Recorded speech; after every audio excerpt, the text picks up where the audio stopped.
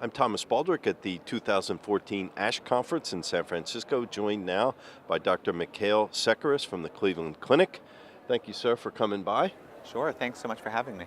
Let's talk about your phase 2 study that you've got data here to present.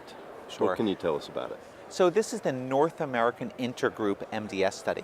In this study, we focused on patients with higher risk myelodysplastic syndromes, which we usually define as somebody who has either excess blasts or someone who falls into one of the higher risk categories of the International Prognostic Scoring System. And we also included patients who had chronic myelomonocytic leukemia, one of the overlap syndromes of myelodysplastic syndrome and myeloproliferative neoplasms. We enrolled 282 patients onto this study, and they were randomized to one of three arms. One was azacitidine monotherapy, the second was azacitidine combined with the drug lenalidomide, and the third was azacitidine combined with the drug Vorinostat. These patients were followed over time, and our primary endpoint was overall response rate, and we defined overall response rate by the International Working Group criteria. And what did you find? When focusing on overall response rate, the response rates weren't different when we compared one of the combination arms to the azacitidine monotherapy. The response rate for azacitidine monotherapy was 37%, for azacitidine and lenalidomide it was 39%, and for azacitidine plus Vorinostat it was 24%.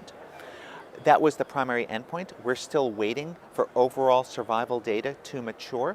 We did see an interesting signal, though, in disease-free survival.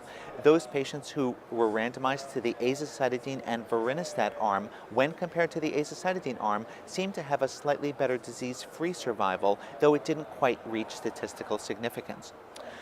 What we still need to do is analyze a bunch of subgroups.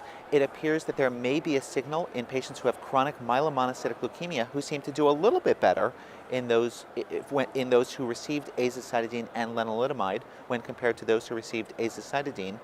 We also need to look at cytogenetic subgroups, and I think this is going to be key to ultimately interpreting the results of this study. So it sounds like there's still a great deal of work to do. We still have some more work to do, and this is going to take a few months. So as we acquire this data, we're going to try to figure out if there are subgroups of patients who would benefit from the combination therapy. We certainly haven't given up on combination strategies. Okay, very good. Thank you, sir. I wish you the best of luck when you get back to work. Great. Thanks so much for having me here. Okay.